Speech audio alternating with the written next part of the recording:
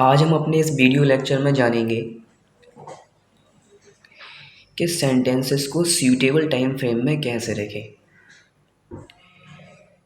तो English speaking करने के लिए हमें कुछ बेसिक कंसेप्ट ग्रामर के समझना ज़रूरी है, क्योंकि देखो, हिंदी एक अलग भाषा है, इंग्लिश एक अलग भाषा है, और एक भाषा को आधार मानकर दूसरी भाषा को सीखना अपने आप में बहुत वैल्यूएबल होता है। इसलिए जिस भाषा को हम आधार मानकर दूसरी भाषा सीख रहे हैं, हमें उस आधारभूत भाषा के बारे में थोड़ी बहुत जानकारी होना ज़रूरी है, क्योंकि आप इंग्लिश के जो कंसेप्ट हैं इसी भाषा से सीखते हैं। इसलिए अगर आपको बेसिक नॉलेज हो जाए, क्योंकि भाषा में सब चीज़ें सेम होती हैं, सब्जेक्ट हिंदी में भी होता है, इंग्लिश में भी होता है, वर्ब हिंदी में भी होती है, इंग्लिश लैंग्वेज में भी होती है, ऑब्जेक्ट हिंदी में भी होता है, इंग्लिश में भी होता है।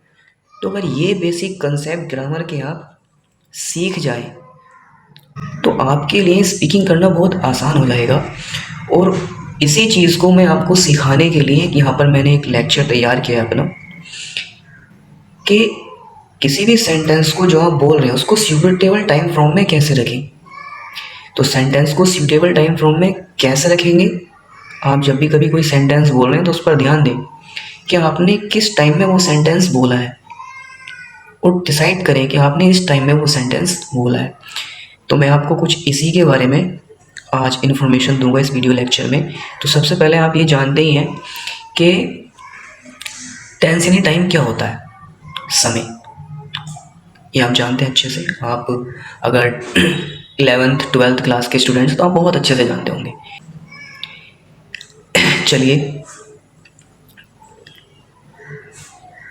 एक बार और थोड़ा सा जान लेते हैं। प्रेजेंट टेंस यानी प्रेजेंट टाइम वो टाइम होता है जो चल रहा है, यानी ऐसा समय जो अभी चल रहा है। जैसे मैं आपको पढ़ा रहा हूँ हाल ही में, तो एक प्रेजेंट टाइम की बात है।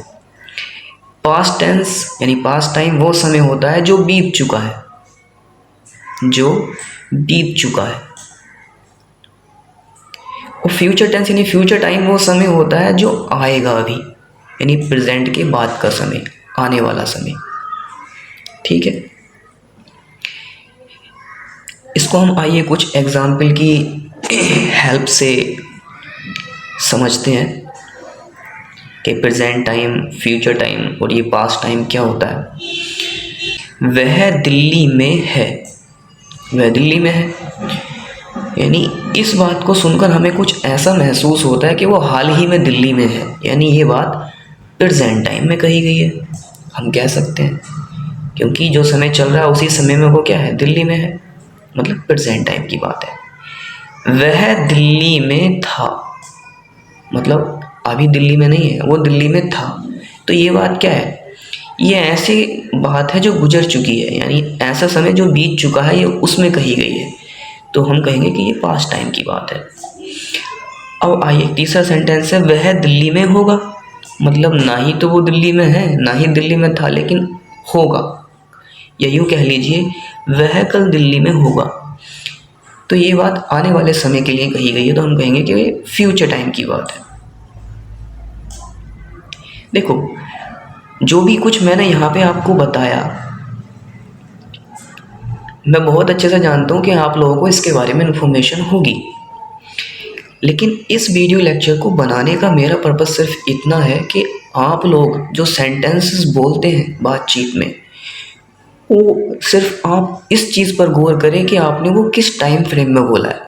इस बात को और अच्छे से समझने के लिए हमने कुछ और सेंटेंसेस लिए, जैसे वह खेल रहा है।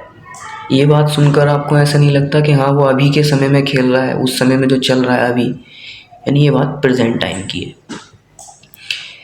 वह खेल रहा था, क्या इस बात को सुनकर आपको ऐसा नहीं लगता कि वो अभी तो नहीं खेल रहा है प्रेजेंट में, लेकिन हाँ ये बात गुजरे हुए टाइम की है, बीते हुए समय की है, मतलब वो खेल रहा था, तो हम कहेंगे कि ये बात पास्ट टाइम में है। अच्छा, सेंटेंस नीचे वाला है, वह खेल रहा होगा। क्या आपको ये बात सुनकर ऐसा नहीं लगता कि आने वाले टाइम में ये बात कही गई है, क्योंकि ना ही तो वो खेल रहा है, ना ही खेल रहा था। बचा फ्यूचर। तो हम कह सकते हैं कि ये बात फ्यूचर टाइम की है। तो मैं सिर्फ आपको एक बात यहाँ पे नोट कराना चाहूँगा। वो नोट क्या है, ध्यान से पढ़िएगा ज़रा। वो नोट है, जब भी आप बातचीत में सेंटेंसेस बोल रहे हो तो ध्यान दें कि आपने सेंटेंसेस कौन से टाइम में बोला है। ठीक है, आपने प्रेजेंट टाइम में सेंटेंस बोला है, आपने पास्ट टाइम में बोला है, या आपने फ्यूचर टाइम में बोला है। अगर आप आज के इस वीडियो लेक्चर से ये बात सीख चुके हैं कि किस तरह से हमने जो सेंटेंस हिंदी में बोल रहे हैं, बस उन्हीं सेंटेंस को जो आप हिंदी में बोल रहे हैं, अभी इंग्लिश में ट्रांसलेट करने की ज़रूरत नहीं है।